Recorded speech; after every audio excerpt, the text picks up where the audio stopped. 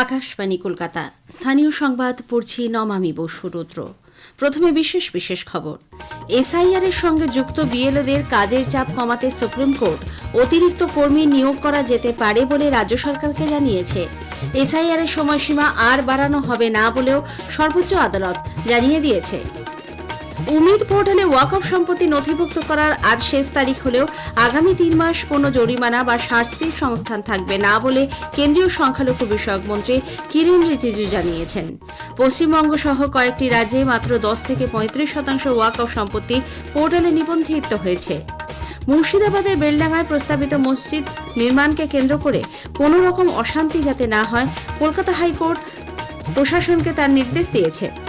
রাজ্যে ডিমের দাম হঠাৎ অনেকটা বেড়ে যাওয়ায় প্রাণী সম্পদ উন্নয়ন দপ্তর ও টাস্ক ফোর্স যুগ্ম নজরদারি চালাবে। প্রাথমিকের নিয়োগ দুর্নীতি মামলায় অন্যতম অভিযুক্ত সুজয় কৃষ্ণ ভদ্র কলকাতা হাইকোর্ট থেকে স্থায়ী জামিন পেয়েছেন। ঋষি অরবিন্দের 76তম প্রয়াণ দিবসে আজ তাঁর স্মৃতির প্রতি শ্রদ্ধা নিবেদন করা হচ্ছে। আসছি বিস্তারিত খবরে। খসড়া ভোটার তালিকা থেকে মৃত, অনুপস্থিত, স্থানান্তরিত এবং ডুপ্লিকেট ভোটারদের নাম যাতে বাদ না যায় তা নিশ্চিত করতে নির্বাচন কমিশন পুনরায় নির্দেশ দিয়েছে। এনিউমারেশন প্রক্রিয়ার শেষ লগ্নে রাজ্যে মুখ্য নির্বাচনী আধিকারিক মনোজ কুমার আগরওয়াল বুথ লেভেল আধিকারিকদের উদ্দেশ্যে জারি করা এক বার্তায় একথা জানিয়েছেন। এদিকে বিএলওদের কাজ কিছুটা সহজ করে তোলার জন্য বিএলও অ্যাপে রোলব্যাক সিস্টেম চালু করা হয়েছে। যেসব বুথে মৃত বা স্থানান্তরিত ভোটারের সংখ্যা 50-এর কম, সেখানে বিএলওরা এই সুবিধা পাবেন।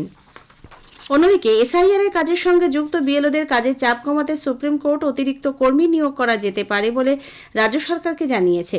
এসআইআর এর সময়সীমা আর বাড়ানো হবে না বলেও সর্বোচ্চ আদালত জানিয়ে দিয়েছে। রাজ্যে এসআইআর প্রক্রিয়া নির্ধারিত সময়ের মধ্যেই শেষ করা যাবে বলে নির্বাচন কমিশন জানিয়েছে।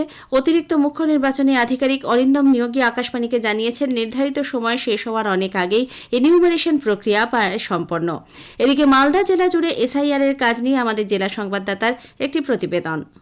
মালদা জেলায় এসআইআর প্রক্রিয়ার কাজ 90% সম্পন্ন হয়ে গিয়েছে ইতোমধ্যে। মালদা জেলার বিএলও এবং স্থানীয় নাগরিকেরা প্রতিক্রিয়া ব্যক্ত করেছেন এসআইআর নিয়ে। আমি মৌমিতা সাহা, আমি একজন বিএলও। দিকে কাজটা একটু খুব ভারী মনে হচ্ছিল, কঠিন আর কি। তারপরে ধীরে ধীরে সেটা করতে পেরে নিয়েছি, যার জন্য কোনো অসুবিধা হয়নি। তারপরে ফর্ম কালেক্ট করার পর ডিজিটাইজেশন শুরু হয়েছে, ঠিকঠাক ভাবে করার চেষ্টা করেছি এবং করেওছি। আমি মালদা জেলার একজন স্থায়ী বাসিন্দা। একটা সাধারণ ফর্ম, এই ফর্মের মধ্যে কতগুলো ডকুমেন্ট চাওয়া হচ্ছে। এই ফর্মটা নিয়ে অহেতুক কোনো জটিলতা বা ভীতির কোনো কারণ আছে বলে আমার মনে হয় না। মালদা জেলা থেকে আকাশবাণী সংবাদের জন্য সহেলি মুখার্জি। বিজেপি আজ থেকেই বিধানসভা নির্বাচনের প্রচার ও প্রস্তুতি শুরু করছে। কলকাতায় গতকাল এক সাংবাদিক বৈঠকে দলের প্রাক্তন রাজ্য সভাপতি রাহুল সিনহা জানান, সাংগঠনিক কর্মসূচির জন্য 5-6টি বুথ একত্রিত করে শক্তি কেন্দ্র গড়ে তোলা হয়েছে। আগামী 15ই জানুয়ারির মধ্যে প্রতিটি শক্তি কেন্দ্রে সভা সম্পন্ন হবে। মোট 13,000 শক্তি কেন্দ্রে বিজেপি সভা করবে এবং আজ থেকেই 1,300টি শক্তি কেন্দ্রে বিকেল 5টা থেকে 7টা পর্যন্ত সভা হবে।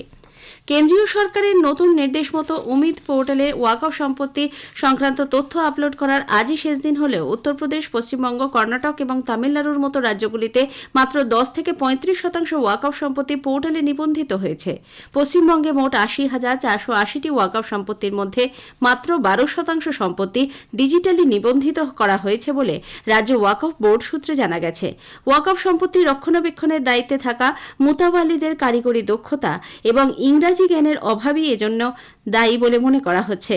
উল্লেখ্য, রাজ্য সরকার বেশ কয়েক মাস ধরে ওয়াকফ সংশোধনী আইন কার্যকর করতে অস্বীকার করলেও পরে অবশ্য উমিদ পোর্টালে আপলোড শুরু করে। এদিকে কেন্দ্রীয় সংখ্যালঘু বিষয়ক মন্ত্রী কিরেন রিজিজু বলেছেন, উমিদ পোর্টালে এ পর্যন্ত 1,51,000-এর বেশি ওয়াকফ সম্পত্তি নিবন্ধীকৃত করা হয়েছে। ওয়াকফ আইন বলবৎ হওয়ার পর মন্ত্রক এই পোর্টাল চালু করে এবং সংশ্লিষ্ট সব পক্ষকে যাবতীয় ওয়াকফ সম্পত্তি নথিভুক্ত করার জন্য বলা হয়। আজ নতুন দিল্লিতে সাংবাদিকদের মন্ত্রী বলেন, এখনও লক্ষ লক্ষ সম্পত্তি রেজিস্টার্ড হয়নি। তবে উমিদ পোর্টালে এখনও যারা নাম নথিভুক্ত করেননি, আগামী 3 মাস তাদের ওপর কোনো জরিমানা করা বা কঠোর শাস্তি নেওয়া হবে না। जितने भी मुतावालीस के माध्यम से उम्मीद पोर्टल में अपलोड करने के लिए जो कोशिश किया, पोर्टल में रजिस्ट्रेशन नहीं हो पाया, उनको मैं आश्वासन देना चाहता हूं कि हम आगे आपके लिए रास्ता खोलेंगे और 3 महीने तक हम कोई कठोर कदम नहीं उठाएंगे, हम कोई जुर्माना नहीं लगाएंगे। 3 महीने के समय में जितने भी वक्फ प्रॉपर्टी से मुतावालीस के जो अधीन है वो रजिस्ट्रेशन करा लीजिए। কলকাতা হাইকোর্ট মুর্শিদাবাদের তৃণমূল কংগ্রেসের বহিষ্কৃত বিধায়ক হুমায়ুন কবিরের আগামীকাল 6 ডিসেম্বর নতুন বাবরি মসজিদের ভিত্তিপ্রস্তর স্থাপনকে কেন্দ্র করে যাতে এলাকায় অশান্তি ছড়াতে না পারে তা নিশ্চিত করতে প্রশাসনকে নির্দেশ দিয়েছে। ভারপ্রাপ্ত প্রধান বিচারপতি সুজয় পাল ও বিচারপতি পার্থ সারথী সেনের ডিভিশন বেঞ্চ এই নির্দেশ দেন। এর প্রেক্ষিতে রাজ্যের অ্যাডভোকেট জেনারেল কিশোর দত্ত জানিয়েছেন, রাজ্য প্রশাসন বিষয়টির দিকে নজর রাখছে। আইন শৃঙ্খলার কোনো অবনতি যাতে না হয় সেজন্য পর্যাপ্ত পুলিশ মোতায়েন করা হয়েছে। একই সঙ্গে এই মসজিদের শিলান্যাসে আইনগত কোনো বাধা নেই বলেও হাইকোর্ট মত প্রকাশ করেছে। অন্যদিকে কেন্দ্রের পক্ষ থেকে deputy solicitor general Rajdeep Majumdar জানিয়েছেন, 19 কোম্পানি সিআইএসএফ মোতায়েন করা হয়েছে মুর্শিদাবাদে। এদিকে মামলার পরে হুমায়ুন কবিরের পক্ষের আইনজীবী শুভাশিস দাশগুপ্ত জানান, কোনো রকম আইন শৃঙ্খলা পরিস্থিতি অবনতি হয় এমন কিছুই করা হবে না। মহামান্য বিচারপতিগণ যে অর্ডারটা দিয়েছেন যে আমাদের উপরে ইনস্ট্রাকশন দেওয়া হয়েছে যে আমরা যাতে কোনো রকমভাবে কোনো আনপ্রভার্ট ইনসিডেন্টে প্ররোচনা বা আমরা যাতে সাপোর্ট করি বা রাজ্য সরকার এবং কেন্দ্রীয় সরকারের যে বাহিনী থাকবে তাকে সহযোগিতা করা, সেটা আমরা আন্ডারটেকিং দিয়েছি। এবং রাজ্য সরকারকে যেটা অর্ডার দেওয়া হয়েছে যে to see that the law and order situation doesn't deteriorate, doesn't creates a situation of any kind of communal disharmony, সেটা রাজ্য সরকারও বলেছেন যে তারা ইনশিওর করবেন। এদিকে আজই রেজিনগরের মরাদিঘিতে মসজিদ প্রতিষ্ঠার অনুষ্ঠান মঞ্চ নির্মাণের কাজ খতিয়ে দেখেন হুমায়ুন কবির। স্থানীয় সংবাদ শুনছেন আকাশবাণী কলকাতা কেন্দ্র থেকে। আমাদের সংবাদ শোনা যাবে ইউটিউব চ্যানেল আকাশবাণী সংবাদ বাংলা, ফেসবুক ও ইনস্টাগ্রাম আকাশবাণী সংবাদ কলকাতা এবং এক্স হ্যান্ডেল এআইআর নিউজ কলকাতাতে। রাজ্যের ডিমের দাম আকস্মিকভাবে অনেকটাই বেড়ে যাওয়ায় রাজ্যের প্রাণী সম্পদ উন্নয়ন দপ্তর এবং বাজার দর নিয়ন্ত্রণে গঠিত বিশেষ টাস্কফোর্স যৌথভাবে নজরদারি চালাবে। নবান্নের মুখ্য সচিব মনোজ পান্ত, কৃষি বিপণন মন্ত্রী বেচারাম মান্না সহ কৃষি বিপণন ও প্রাণী সম্পদ উন্নয়ন দপ্তরের শীর্ষ আধিকারিকরা গতকাল বৈঠকে বসে এই সিদ্ধান্ত নিয়েছেন। পরিস্থিতির সুযোগ নিয়ে কোনো অসাধু ব্যবসায়ী যাতে কৃত্রিম অভাব তৈরি করতে না পারে তার জন্য পুলিশ ও টাস্কফোর্সকে যৌথভাবে কড়া নজরদারি চালানোর নির্দেশও দেওয়া হয়েছে। এছাড়াও সাধারণ মানুষকে স্বস্তি দিতে সুফল বাংলার বিপণন কৌশলেও বদল আনা হচ্ছে। নিয়োগ দুর্নীতিতে অভিযুক্ত সুজয় কৃষ্ণ ভদ্রের স্থায়ী জামিন মঞ্জুর করল কলকাতা হাইকোর্ট। বিচারপতি শুভ্রা ঘোষ আজ শর্ত সাপেক্ষে তার স্থায়ী জামিন মঞ্জুর করে বলেন, তদন্ত চলাকালীন পাসপোর্ট জমা রাখতে হবে, সাহায্য করতে হবে তদন্তে, কলকাতার বাইরে যেতে পারবেন না তিনি। একই সঙ্গে তদন্তকারী অফিসারকে স্থায়ী ফোন নাম্বার দিয়ে রাখতে হবে, সপ্তাহে একদিন হাজিরা দেওয়ার নির্দেশও দিয়েছেন বিচারপতি। দিল্লি বিমানবন্দর থেকে ইন্ডিগো বিমান সংস্থার সব অভ্যন্তরীণ উড়ান আজ মধ্যরাত পর্যন্ত বাতিল করা হয়েছে। তবে অন্য সব বিমান সংস্থার উড়ান সূচি অবশ্য নির্ধারিতই রয়েছে। বিমান সংস্থা এই সমস্যা কাটিয়ে ওঠার চেষ্টা করছে বলে বন্দর সূত্রে জানা গেছে। এদিকে এইমাত্র জানা গেছে, ডিরেক্টরেট অফ সিভিল এভিয়েশন বিমানকর্মীদের বিশ্রাম সংক্রান্ত যে নির্দেশিকা জারি করেছিল তা অবিলম্বে প্রত্যাহার করে নিচ্ছে। ডিজিসিএ জারি করা ওই নির্দেশিকার জেরেই গোটা দেশ জুড়ে বিমান পরিবহন ব্যবস্থা ব্যাপকভাবে বিঘ্নিত হয়। রেলের সম্প্রসারণের পাশাপাশি পরিকাঠামোগত উন্নয়নের দিকে পূর্ব রেলের নজর অনেক বেশি থাকে বলে পূর্ব রেলের জেনারেল ম্যানেজার মিলিন্দ দেওস্কার জানিয়েছেন। কলকাতায় আজ বণিক সভায় ইন্ডিয়ান চেম্বার অফ কমার্স আয়োজিত তৃতীয় rail India forum the future express শীর্ষক আলোচনার সভায় বক্তব্য রাখতে গিয়ে তিনি একথা বলেন। অন্যদিকে আলোচনায় অংশ নিয়ে কলকাতার শ্যামাপ্রসাদ মুখার্জি বন্দরের আইআরটিসি চেয়ারম্যান রথেন্দ্র রামন বলেন, পণ্য পরিবহনে গতি আনতে রাস্তা ও রেলওয়ে ওভারব্রিজ নির্মাণে পশ্চিমবঙ্গ, ওড়িশা ও ঝাড়খণ্ড মিলিয়ে কলকাতা বন্দর কর্তৃপক্ষ ইতিমধ্যে 130 কোটি টাকা বিনিয়োগ করেছে।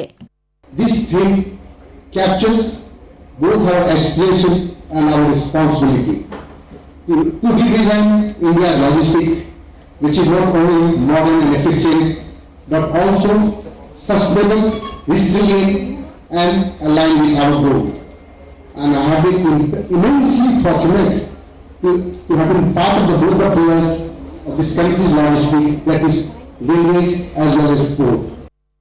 নানা অনুষ্ঠানের মধ্যে দিয়ে আজ ঋষি অরবিন্দের ৭৬তম প্রয়াণ দিবসে তাঁকে শ্রদ্ধার সঙ্গে স্মরণ করা হচ্ছে। দেশকে ব্রিটিশ ঔপনিবেশিক শাসনের হাত থেকে মুক্ত করতে স্বাধীনতা আন্দোলনে যোগ দিয়েছিলেন অরবিন্দ ঘোষ। মুখ্যমন্ত্রী মমতা ব্যানার্জি আজ ঋষি অরবিন্দের প্রতি শ্রদ্ধা নিবেদন করেন। প্রদেশ কংগ্রেসের পক্ষ থেকেও গভীর শ্রদ্ধা নিবেদন করা হয়েছে। কলকাতার আনন্দপুর থানা এলাকার গুলশান কলোনিতে আজ সকাল ১০টা নাগাদ একটি রঙের গুদামের ৭,০০০ স্কোয়ার ফুট এলাকা জুড়ে আগুন লাগে। ঘণ্টা দুয়েকের চেষ্টায় দমকলের ৮টি ইঞ্জিন আগুন নিয়ন্ত্রণে আনে। শেষ করার আগে স্থানীয় সংবাদের বিশেষ কিছু অংশ আরও একবার। এসআইআর এর সঙ্গে যুক্ত বিএলওদের কাজের চাপ কমাতে সুপ্রিম কোর্ট অতিরিক্ত কর্মী নিয়োগ করা যেতে পারে বলে রাজ্য সরকারকে জানিয়েছে। উমিদ পোর্টালে ওয়াকফ সম্পত্তি নথিভুক্ত করার আজ শেষ তারিখ হলেও আগামী ৩ মাস কোনো জরিমানার সংস্থান থাকবে না বলে কেন্দ্রীয় সংখ্যালঘু বিষয়ক মন্ত্রী কিরেন রিজিজু জানিয়েছেন। মুর্শিদাবাদে বেলডাঙ্গার প্রস্তাবিত মসজিদ নির্মাণকে কেন্দ্র করে কোনো রকম অশান্তি যাতে না হয় কলকাতা হাইকোর্ট প্রশাসনকে নির্দেশ দিয়েছে। স্থানীয় সংবাদ শেষ হলো। এরপরের খবর বিকেল ৫টা বেজে ১০ মিনিটে।